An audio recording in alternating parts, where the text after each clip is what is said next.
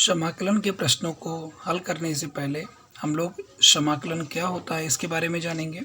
समाकलन यानी इंटीग्रेशन। फलन का समाकलन किसी फलन का अवकलन प्राप्त करने की प्रतिलोम संक्रिया को समाकलन कहते हैं।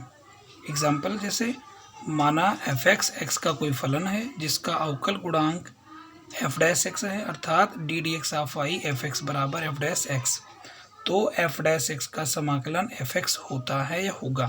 प्रतीकात्मक रूप में अगर हम f' का समाकलन करते हैं यानी sign of integration f' dx बराबर हो जाएगा fx प्लस c। जिसका हम समाकलन कर रहे होते हैं उसको हम समाकल बोलते हैं यानी इंटीग्रेंड बोलते हैं। जो समाकलन करने पर प्राप्त होता है फलन उसे हम समाकल यानी इंटीग्रल कहते हैं। और ये जो c होता है समाकलन नेतांक यानी कांस्टेंट ऑफ इंटीग्रेशन। चिन्ह जो चिन्ह बना होता है साइन ऑफ इंटीग्रेशन कहा जाता है इसको, यानी समाकलन चिन्ह, जो अंग्रेजी अक्षर s का विकृति रूप है।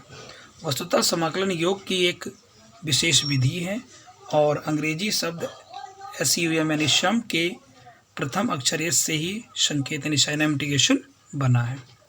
नोट: किसी फलन का समाकलन अद्वितीय नहीं होता और समाकलन अवकलन की प्रतिलोम संक्रिया होती है। अर्थात अगर हम sin x का अवकलन करते हैं यानी D d x of sine x तो इसको cos x मिलता है। अगर हम cos x का समाकलन करेंगे तो हमें sin x मिलेगा। इसी तरीके से अगर e की पावर x का हम अवकलन करेंगे तो e की पावर x मिलता है, तो e की पावर x का समाकलन करेंगे तो e की पावर x ही मिलेगा। इसी तरीके से अगर हम sin इनवर्स x का अवकलन करते हैं तो 1/√1 - मिलता है, और अगर 1/√1 का समाकलन करेंगे तो मुझे sin इनवर्स x मिलेगा। आपने अवकलन में पढ़ा है कि दो या दो से अधिक फलन अगर होते हैं जो जोड़ रहे हों या घट रहे हों यानी योग और अंतर के रूप में हो तो उनको हम अलग अलग बांट करके योग और अंतर के रूप में फिर हम अवकलन करते हैं। उसी प्रकार से समाकलन में भी होता है, दो या दो से अधिक अगर फलन योग और अंतर के रूप में है तो उनको हम बांट करके अलग अलग योग और अंतर के रूप में करके हम समाकलन करते हैं। अब हम देखेंगे प्रश्न को। जैसे कि NCERT बुक में पहला क्वेश्चन दिया है, निम्नलिखित फलनों के अप्रति अवकलज यानी समाकलन। प्रति अवकलज यानी एंटी डेरिवेटिव, इसका मतलब समाकलन निरीक्षण विधि द्वारा ज्ञात कीजिए। जैसे sin 2x का हमें समाकलन करना है तो हम जानते हैं कि cos 2x का जो अवकलन होता है वो -2 sin 2x होता है, या हम -2 को अगर इधर लाएंगे तो -1/2 d d x of cos 2x बराबर sin 2x, यानी अगर हम sin 2x का समाकलन करेंगे तो मुझे -1/2 cos 2x मिलेगा, यानी इंटीग्रेशन sin 2x dx बराबर -1/2 cos 2x प्लस c, जहाँ c समाकलन नेतांक है।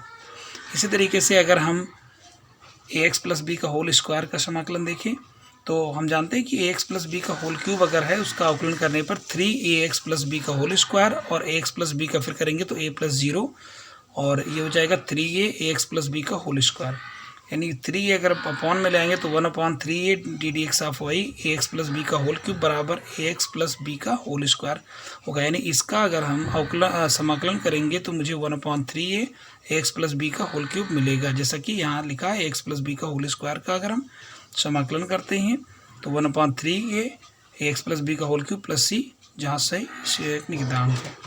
इसी तरीके से क्वेश्चन नंबर 5 हम देखेंगे sin 2x - 4 e की पावर 3x का अगर समाकलन करना है तो पहले पार्ट का देखें तो cos 2x का हम जानते हैं कि अवकलन होता है -2 sin 2x, तो -2 को इधर लाएंगे तो -1/2 d d x of y cos 2x d d x cos 2x बराबर sin 2x, यानी sin 2x का अगर समाकलन करेंगे तो -1/2 cos 2x मिलेगा, जैसा कि यहाँ लिखा गया प्लस c1। इस तरीके से दूसरे वाले पार्ट को भी e की पावर 3x का हम जानते हैं अवकलन होता है 3 e की पावर 3x, यानी e की पावर x का e की पावर x ही होता है, तो ये x नहीं बल्कि 3x है, तो 3x का अवकलन करेंगे तो 3 हो जाता है।